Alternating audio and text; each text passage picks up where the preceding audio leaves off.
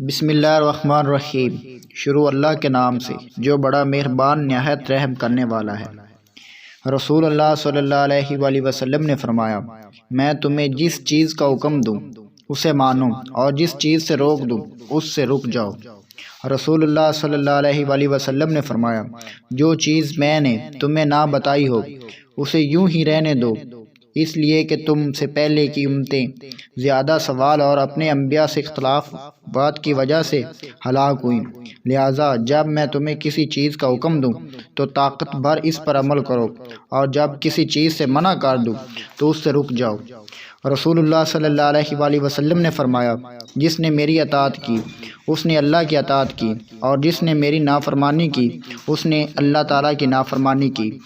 رسول اللہ صلی اللہ علیہ وآلہ وسلم نے فرمایا، میری امت میں سے ایک گروہ کو ہمیشہ قیامت تک اللہ تعالیٰ کی مدد حاصل رہے گی، اور جو اس کی تائید و مدد نہ کرے گا اسے کوئی نقصان نہیں پہنچا سکے گا۔